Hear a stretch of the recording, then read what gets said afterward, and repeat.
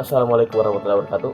Perkenalkan, saya Muhammad Reza Putra dengan NIM 32220005. Pada kesempatan kali ini, saya membuat video ini dengan maksud dan tujuan, yaitu untuk membagi ilmu serta mengganti nilai UAS mata kuliah pendidikan agama Islam.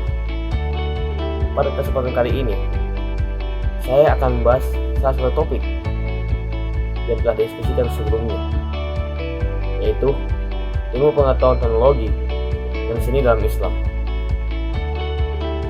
Berhubung video ini publish di YouTube, alangkah baiknya teman-teman yang lupa tekan tombol like terlebih dahulu dan pastikan share ke teman-teman yang lain agar video ini bisa menjadi bermanfaat dan juga pastinya nilai aman bagi kita semua. Baiklah, kita akan langsung masuk materi.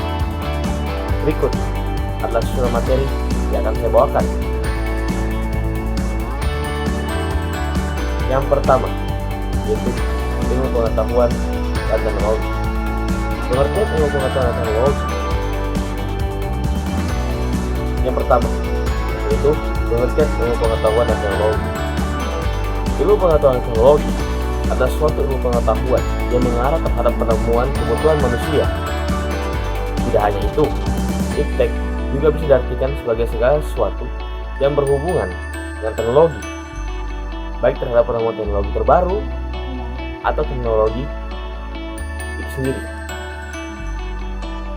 Atau kata lainnya juga, iptek itu merupakan ilmu pengetahuan yang mempelajari berbagai informasi dan pengetahuan terkait teknologi di berbagai bidang. Pengetahuan mengenai teknologi tidak hanya terbatas pada pendidikan saja, melainkan bidang-bidang yang lain membutuhkan soal teknologi untuk mengoptimalkan segala sumber daya yang dimilikinya, baik itu di bidang medis, terutama di bidang telekomunikasi. Selanjutnya, iptek menurut bahasa. Iptek merupakan akronim dari tiga kata, yaitu ilmu, pengetahuan, dan teknologi. Ilmu adalah pemahaman mengenai suatu pengetahuan yang mempunyai fungsi untuk mencari, menyelidiki, lalu menyelesaikan suatu hipotesis. Ilmu juga merupakan suatu pengetahuan yang sudah pasti dan teruji akan kebenarannya. Pengetahuan adalah suatu yang diketahui ataupun bisa dari seseorang yang didapat dari pengalamannya. Pengetahuan juga tidak dapat dikatakan sebagai ilmu karena belum tentu kebenarannya atau belum teruji. Pengetahuan muncul disebabkan oleh seorang yang menemukannya dan yang belum pernah dilihat oleh sebelumnya. Selanjutnya itu teknologi. Teknologi adalah suatu penemuan melalui proses metode ilmiah untuk mencapai suatu tujuan yang maksimal atau dapat diartikan sebagai sarana bagi manusia. Dan ini digunakan untuk mempermudah kehidupan manusia. Selanjutnya yang ketiga, yaitu iptek dalam Islam. Tidak bisa kita ragukan lagi bahwa seiring perkembangan zaman, kemajuan teknologi mampu membawa perubahan pada peradaban yang sangat besar di dunia. Tetapi bagaimana pandangan Islam mengenai ilmu pengetahuan dan teknologi? Sebenarnya banyak yang dari kita belum mengetahui bahwa Allah Subhanahu wa Ta'ala telah memerintahkan umat Islam untuk mempelajari ilmu pengetahuan dan teknologi jauh sebelum teknologi itu diciptakan. Bisa kita lihat dalam firman-Nya dalam kisaran surah Al-Alaq ayat 1-5 dengan artinya, bacalah menyebut nama Tuhanmu yang menciptakan. Dia telah menciptakan manusia dari segumpal darah. Bacalah, dan Tuhanmu yang Maha Pemurah, yang mengajar manusia dengan perantaraan kalam. Dia mengajarkan kepada manusia apa yang tidak diketahuinya. Kisaran surah Al-Alaq ayat 1-5. Surah Al-Alaq ini ayat 1-5 ini merupakan wahyu pertama dari Allah Subhanahu wa taala yang diberikan kepada Nabi Muhammad SAW. Isi dari wahyu ini yaitu diperintahkan untuk membaca. Namun, maksud membaca di sini bukan baca tulisan, karena tidak mungkin Nabi Muhammad SAW membaca tulisan, karena beliau adalah seorang ummi, yaitu tidak dapat membaca tulisan. Muncul pertanyaan, mengapa Allah memerintahkan kita untuk mempelajari ilmu pengetahuan dan teknologi? Pertama, dengan mempelajarinya, kita dapat mengetahui bahwa kemakmuran atau kebesaran Allah itu betul-betul ada. Misalnya, seperti penciptaan langit dan bumi, adanya siang, adanya malam. Terus, bisanya berlayar perahu di atas air, turunnya air hujan, sampai tanah tandus pun bisa dibuat subur olehnya. Selain itu juga terdapat perbedaan kulit di antara kita pada masing-masing manusia. Tidak hanya itu, perbedaan bahasa juga termasuk. Dan masih banyak lagi yang kita bisa buktikan bahwa kebesaran Allah itu memang ada. Yang kedua, karena tujuan manusia diciptakan yaitu sebagai khalifah di muka bumi. Sedangkan tugas khalifah di muka bumi itu adalah untuk menciptakan kemakmuran dan membangun kembali keseimbangan alam yang Allah tegakkan.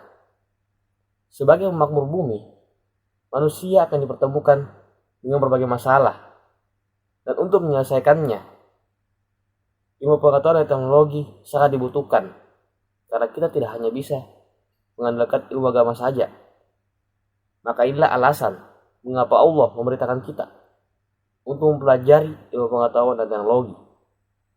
Dengan adanya ilmu pengetahuan dan teknologi, kita dapat mewujudkan Islam yang rahmatan lil alamin, atau menjadi rahmat bagi alam semesta. Selanjutnya, yaitu hukum menuntut ilmu dalam Islam. Hukum menuntut ilmu bagi seorang muslim itu adalah wajib. Hukum menuntut ilmu ini dijelaskan pada kisah surah Al-Mujadalah ayat 11, yang artinya, hai orang-orang beriman, apabila dikatakan kepadamu, berlapang-lapanglah dan bermajelis, maka lapangkanlah, niscaya Allah akan memberikan kelapangan untukmu. Dan apabila dikatakan, berdirilah kamu, maka berdirilah, niscaya Allah akan meninggikan orang-orang yang beriman di antaramu, dan orang-orang yang berilmu pengetahuan beberapa derajat, dan Allah Maha mengetahui apa yang kamu kerjakan.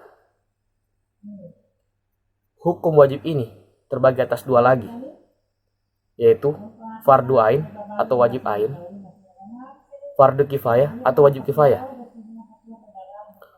Fardu ain yang artinya ini diwajibkan pada setiap individu atau pada masing-masing individu, yang artinya tidak akan gugur kewajibannya pada setiap individu jika tidak dilaksanakannya.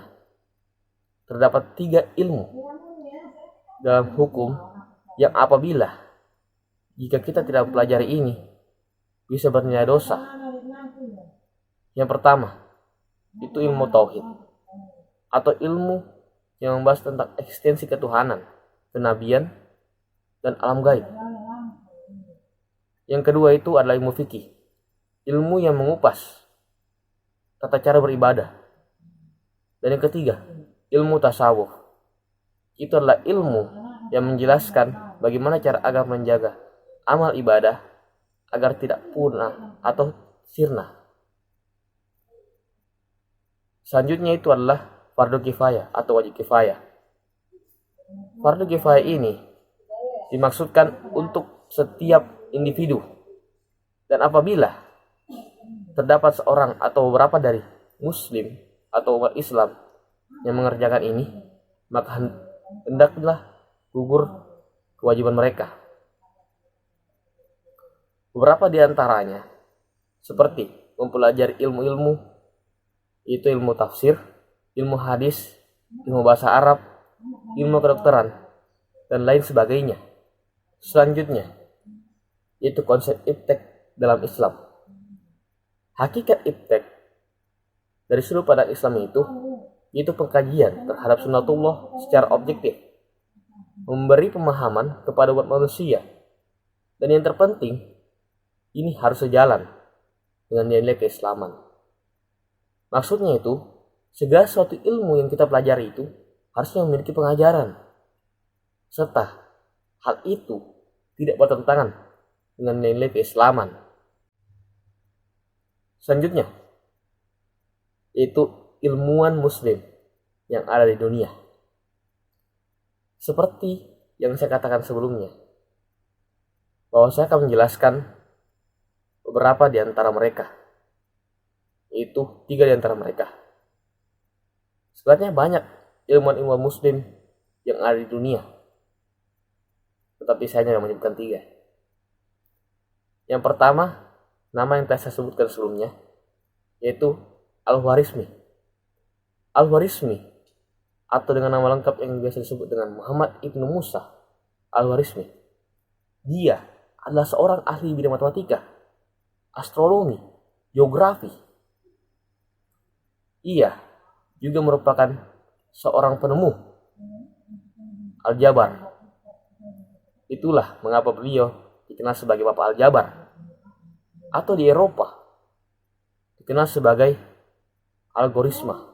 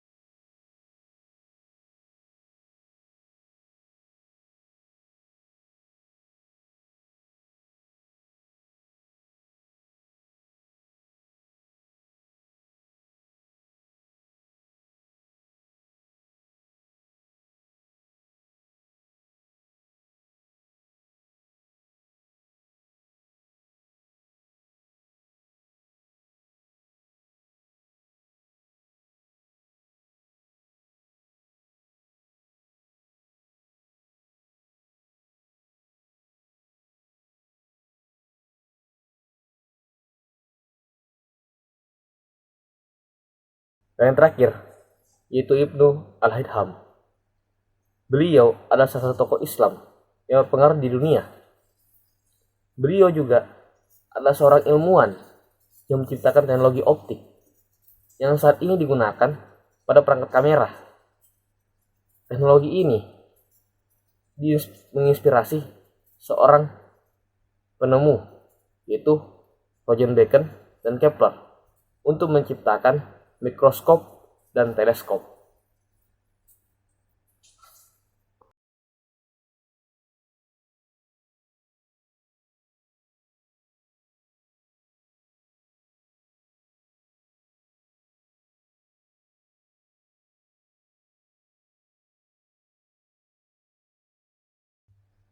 Selanjutnya, kita beralih pada seni. Pengertian seni. Seni adalah keahlian membuat suatu karya yang bermutu, seperti tari, lukisan, ukiran, atau kegiatan manusia yang lainnya, menciptakan sebuah karya yang dapat kita lihat atau dapat kita rasakan. Dan ini ditunjukkan untuk mengungkapkan suatu imajinasi, ekspresi, dan pastinya kita dapat menghargainya. Selanjutnya, seni menurut Islam. Seni dalam Islam adalah ekspresi tentang keindahan wujud dari sisi pandangan Islam, tentang alam, hidup, dan manusia, yang mengantar menuju suatu pertemuan antara kebenaran dan keindahan. Dan menjadi prinsip dalam seni ini adalah ketauhidan, kepatuhan, dan keindahan. Baiklah, pada part kali ini adalah part tambahan. Di sini saya akan menjelaskan bagaimana para wali songo menyebarkan agama Islam melalui seni dan juga ilmu pengetahuan. Terdapat dua wali songo yang sangat mencolok di sini yang berhubungan dengan materi yang sedang saya bawakan kali ini, yaitu Sunan Bonang dan Sunan Kalijaga. Untuk yang pertama itu Sunan Kalijaga. Sunan Kalijaga adalah seorang anggota dari Wali Songo yang menyebarkan agama Islam melalui akulturasi. Dia menyebarkan seni, dia menyebarkan agama Islam melalui yaitu akulturasi budaya, seperti melalui media wayang. Tidak hanya itu, dia juga memperhatikan beberapa hal atau aspek-aspek di masyarakat tertentu. Kendati demikian, untuk membuat kondisi yang nyaman dan juga aman ketika berdakwah. Salah satu yang paling terkenal yaitu ketika Sunan Kalijaga melakukan penyebaran agama Islam menggunakan akulturasi budaya, yaitu media wayang. Dia menggunakan media wayang yang awalnya ceritanya itu merupakan cerita-cerita Hindu seperti Mahabharata dan kawan-kawannya. Dia menggunakan media wayang untuk menceritakan kisah-kisah Islami seperti kisah-kisah para nabi dan lain-lainnya.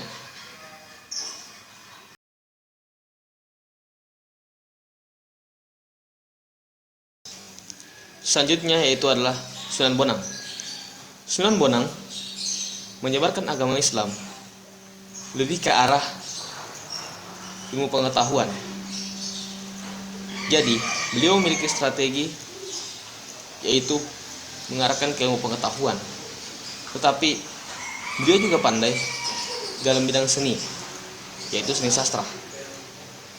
Beliau pandai dalam ilmu fikih, usuluddin, tasawuf, tetapi beliau juga bisa hebat dalam sastra. Salah satu sastra yang terkenal dari beliau itu adalah suluk wujil.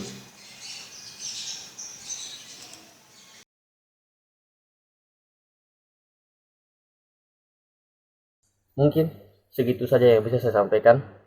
Kesimpulannya, umat Islam boleh memanfaatkan iptek dan mengembangkan seni jika iptek dan seni ini dihalalkan oleh syariat Islam.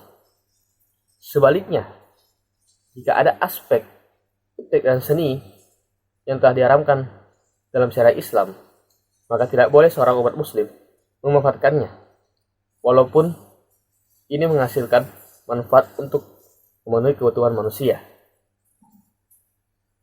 Segitu saja dari saya. Terima kasih sudah menonton. Saya harap ini dapat menjadi tambahan ilmu bagi kita semua. Terima kasih sudah menonton. Wassalamualaikum warahmatullahi wabarakatuh.